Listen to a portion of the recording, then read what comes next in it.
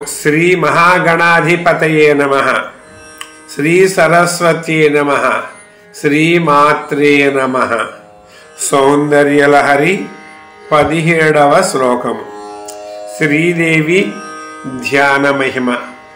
శంకర భగవత్పాదుల వారు సౌందర్యలహరిలో ఈ 40 శ్లోకాలలో అమ్మని ఒక్కొక్క శ్లోకము ద్వారా ఒక్కొక్క విధానము ద్వారా ధ్యానము కాని జపము కాని పూజ కాని చేస్తే ఏ విధమైన ఫలితాలు వస్తాయో తెలియజేస్తూ ఉన్నారు। అందులో భాగంగానే ఇక్కడ కూడా అమ్మవారి యొక్క శ్రీ చక్ర స్వరూపిణి అయినటువంటి అమ్మను వసిన్యాది 24 శక్తులతో 24 శక్తులతో అర్చన కాని ధ్యానము కాని జపము కాని చేసిన వారికి మధుర వాక్కులు సిద్ధిస్తాయి। వాల్మీకాది కవులుగా అవతరించి సుందర దివ్య భవ్య కావ్య రచనా సౌందర్య మూర్తులు అవుతారు అని చెప్పేసని శంకర భగవత్పాదుల వారు ఈ శ్లోకంలో తెలియజేస్తున్నారు। శ్లోకాన్ని చూద్దామండి। సవిత్రీభిర్వాచాం శశిమణిశిలా భంగరుచిభిః వసిన్యాద్యాభిస్త్వాం సహ జననీ సంచింతయతి యః సకర్తా కావ్యానాం భవతి మహతాం భంగిరుచిభిః వచోభిర్వాగ్దేవి వదన కమలా మోదమధురైః సవిత్రీభిర్వాచాం శశిమణిశిలా భంగరుచిభిః వసిన్యాద్యాభిస్త్వాం సహ జననీ సంచింతయతి యః సకర్తా కావ్యానాం భవతి మహతాం భంగిరుచిభిః వచోభిర్వాగ్దేవి వదన కమలా మోదమధురైః। నేర్చుకునే వారి కోసం విడదీసి ఒకసారి చదువుదాం। సవిత్రీభిః వాచాం శశిమణి శిలాభంగ రుచిభిః వసిన్యాద్యాభిస్త్వాం సహ జననీ సంచింతయతి యః సకర్తా కావ్యానాం భవతి మహతాం భంగిరుచిభిః వచోభిః వాగ్దేవి వదన కమలా మోదమధురైః। ఇప్పుడు అర్థం నేర్చుకుందామండి। హే మాత వసిన్యాది వాగ్దేవత శక్తి స్వరూపిణి సవిత్రీభిః వాచాం వాక్కులకు తల్లుల వంటి వారును శశిమణి శిలాభంగ రుచిభిః శశిమణి చంద్రకాంతమణుల యొక్క శిలాభంగ శిలల ముక్కల నుండి వెలువడునటువంటి రుచిభిః కాంతిని పోలిన కాంతి కలిగిన తెల్లని రంగుచే ప్రకాశించుచున్నటువంటి వసిన్యాదిభిః సహత్వాం వసిన్యాది వసిని కామేశ్వరి మోదిని విమలే అరుణే జయని సర్వేశ్వరి కోడిని అని ఖడ్గమాలలో వసిన్యాది అష్టశక్తులను చెప్పడం జరిగింది। ఈ అష్టశక్తులు వసిన్యాదిభిః సహత్వాం ఈ 8 శక్తులతోనే కాకుండా 12 యోగినులు కూడా ఉన్నారటండి। వారు వీరు కలిసి మొత్తం 20 మంది శక్తులు అవుతారట।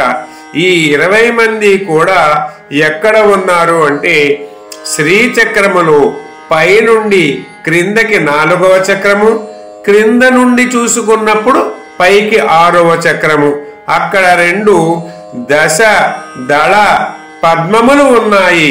అందులో ఒకటి బాహ్యముగాను ఒకటి అంతరముగాను ఉంటాయిట। ఈ 20 శక్తులు కూడా ఆ 20 దళములుగా విరాజిల్లుతున్నారట। అంటే శ్రీచక్రములో అమ్మవారు ఈ 20 శక్తులతో కూడి ఉన్నటువంటి విధముగా మనము భావన చేసి వారిని ధ్యానావాహనాది షోడశోపచార పూజలు చేసినట్లయితే అటువంటి వారికి ఎలాంటి స్థితి వస్తుందో ఇక్కడ చెప్పడం జరుగుతోంది. యహ ఎవరైతే సంచింతయతి ఈ విధముగా చక్కగా శ్రీదేవిని శ్రీచక్ర సహితముగా వసిన్నాది వాగ్దేవతా శక్తులతో కలిపి ఆరాధన చేస్తారో, ధ్యానము చేస్తారో, పూజ చేస్తారో అటువంటి వారికి సహా వారు మహతాం మహనీయులు అవుతారు. ఎలాంటి మహనీయులు అవుతారుట? వాల్మీకి, వ్యాస, కాళిదాసాది భక్తులు ఎంతో మంది అమ్మవారు భక్తులు అమ్మను ఆరాధించి మరి గొప్పవారు అయ్యారు. వాల్మీకి రామాయణము, వ్యాస భారతము, కాళిదాసాదులు సంస్కృతములో పంచకావ్యాలతో సహా ఎన్నో మధురమైన కావ్యములను రచించినటువంటి మహాకవి పండితుడు ఆయన. సామాన్యమైన వ్యక్తి అమ్మను ఆరాధించి మరి పంచకావ్యములు రాసి సంస్కృత వాంగ్మయములో తనదైన బాటా ముద్ర వేసుకున్నటువంటి వ్యక్తి కాళిదాసు. అదే కాదండి, ఆయన తన గ్రంథములలో నవరసములతో కూడినటువంటి అలంకార చంద్రరస ఇత్యాది రీతులతో కూడి ఎంతో చక్కగా రచించారటండి. అదే ఇక్కడ చెప్తున్నాడు, భంగి రుచివిహి నవరసములతో కూడినటువంటి రీతులతో రచనలు చేశారు పై మహానుభావుడు.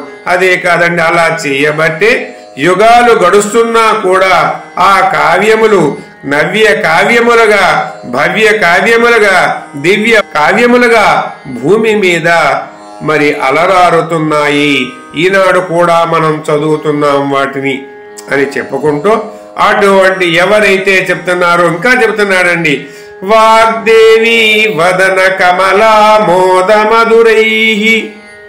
అటువంటి కవులకు ఏం జరుగుతుందో చెప్తున్నాడు. సరస్వతీదేవి యొక్క ముఖ కమలమునందలి సువాసనల వలె వెదజల్లుతున్నటువంటి మధురములైన వాక్కులు రావటమే కాదుటండి, వారి కావ్యాలలో ఆ సుగంధములు మధురమైన వాక్కులు తో శోభిల్లుతాయి అని చెప్పేసని కూడా ఇక్కడ చెప్పడం ఉంది. వచోభిహి ఆ కవుల యొక్క వాక్కులలో అమ్మ ముఖములో ఉన్నటువంటి పరిమళములు, అమ్మ పెదవుల నుండి నోటి నుండి వచ్చున్నటువంటి సుగంధ పరిమళ ద్రవ్యములతో కూడినటువంటి సువాసనలు ఈ రచనలలో ఉంటాయి అని చెప్పేసి కావ్యానాం కావ్యములకు కర్త, అటువంటి కావ్యాలకు కర్తలు అవుతారటండి.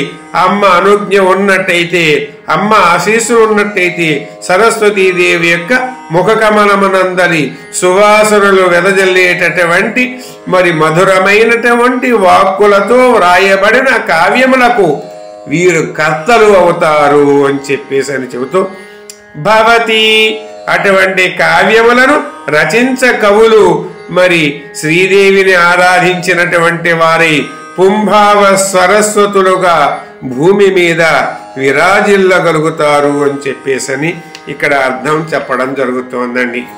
తాత్పర్యం చూద్దామండి. హే మాత వసిన్నాది వాగ్దేవతా స్వరూపిణి సరస్వతి మాత, నిన్ను ఎవరు వాక్కుల తల్లిగా చంద్రకాంత శిలా మణుల కాంతిని పోలిన తెల్లని కాంతులతో ప్రకాశించు వసిన్యాది శక్తులతో కూడిన నిన్ను ధ్యానము చేస్తారో, పూజిస్తారో, జపిస్తారో వారు మహాకవులైనటువంటి వాల్మీకి, వ్యాస, కాళిదాసాదులుగా అవతారాలు ఎత్తి సాహిత్య ప్రపంచమున పుంభావ స్వరస్వతులుగా జేజేలు పొందుతారు.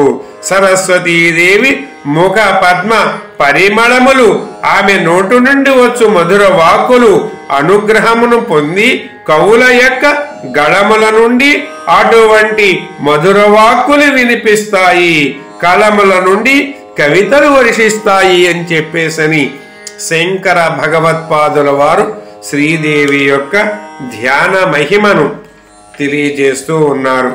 ఇక విశేషాంశాలు చూద్దామండి. 14 లోకముల పైన సత్యలోకము ఒకటి ఉన్నది.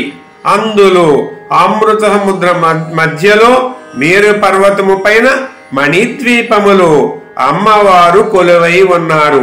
అటువంటి అమ్మవారిని ఆమె యొక్క ఆజ్ఞతో అమ్మ స్తోత్ర పాఠములను చదువుతూ మరి ఈ వసిన్యాది వాగ్దేవతలు ఉంటారు అని చెప్పేసని మనకి పురాణాలు చెబుతున్నాయి. అక్కడ ఈ శ్రీచక్రములో పైనుండి క్రిందకు 4వ ఆవరణ, క్రింద నుండి పైకి 6వ ఆవరణలో మరి ఈ 20 దళాలలో ఈ అష్టశక్తులు 12 యోగినులు మరి కలిసి 20 కళలుగా స్ఫటికముల యొక్క రూపములలో విరాజిల్లుతున్నారు అని.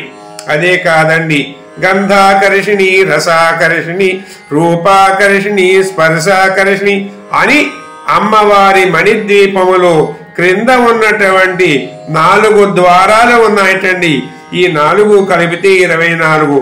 గాయత్రి ఛందస్సుకు బీజాక్షరాలు 24.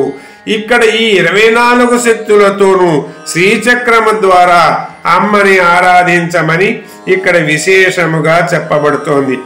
అదే కాదండి, అక్షరమాలలో 50 అక్షరాలున్నాయి. ఆ నుండి హా వరకు. ఆహా అంటాం మనం వీటిని రెండింటినీ కలిపితే.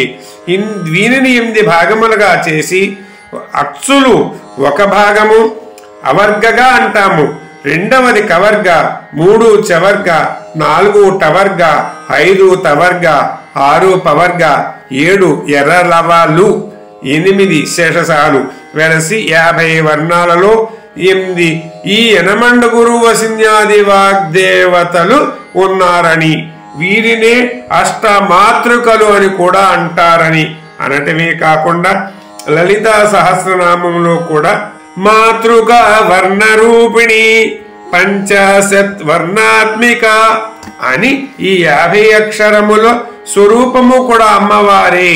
ఈ 50 అక్షరములు కూడా బీజాక్షరములే అని చెప్పేసని చెప్పడము జరిగింది. అదే కాదండి, ఇందులో మరొక విశేషమున్నది. చంద్రకాంత శిలామణులను ప్రస్తావన చేశారు శంకర భగవత్పాదుల వారు. ఇవి హిమాలయాల మీద ఉంటాయి అండి. మను చరిత్రలో అల్లసాని పెద్దగారు ప్రవరుడు హిమాలయ పర్వతానికి వెళ్ళినప్పుడు ఈ చంద్రకాంతమణులను విశేషముగా వర్ణించాడు. ఈ చంద్రకాంతమణులు ఆ దివ్య ఔషధుల వలన రాత్రులు నక్షత్రాలలాగా ప్రకాశిస్తూ ఉంటాయిటండి. పగలు మరి సూర్యుని యొక్క కాంతికి ఇవి వేడెక్కినటువంటివై అక్కడ ఉన్నటువంటి తుహిన బిందువులు, ఏవైతే మంచు బిందువులు ఉన్నాయో అవి వీటి మీద పడినప్పుడు చుయి చుయి అని చెప్పి మన అట్ల పెనం మీద నీళ్లు వేస్తే ఏ విధమైతే శబ్దం వస్తుందో ఆ విధంగా శబ్దం వస్తుంది అని చెప్పేసని, దానిని బట్టి హిమాలయ పర్వతం మీద సమయము ఎంత అయినదో నిర్ణయించడానికి కాలచక్రము ఉన్నది అని చెప్పేసని కూడా మను చరిత్రలో మరి అల్లసాని గారు ప్రస్తావన చేశారు. అటువంటి శనిసి మణి శిలాభంగములతో అమ్మవారి యొక్క దివ్య శరీరమును, కాంతిని, తేజస్సును, వసిన్యాది వాగ్దేవతల యొక్క స్థితిని కూడా వర్ణించడం జరిగింది. ఇక్కడ ముందు మనం 16, 15, 17 శ్లోకాలలో సరస్వతి స్వరూపిణిగా అమ్మవారిని ధ్యానిస్తే ఎంత గొప్పవారు అవుతారో చెప్పుకున్నాము. అదేవిధంగా ప్రతి ఒక్క విద్యార్థి కూడా అమ్మను సరస్వతీదేవిగా ఆరాధించి అమ్మ కరుణా కటాక్షాలకు వారు పాత్రులు కావాలని, అదేవిధంగా మనము కూడా అమ్మని మరి ధ్యాన యోగముల ద్వారా, పూజల ద్వారా, జపముల ద్వారా అమ్మను ఆరాధించి అమ్మ కరుణా కటాక్షములను పొందాలని చెప్పి ఆ అంత్యములో మోక్షము పొంది అమ్మలో ఐక్యము పొందాలి అని చెప్పి మంగళాశాసనము చేసుకుందాం. స్వస్తి.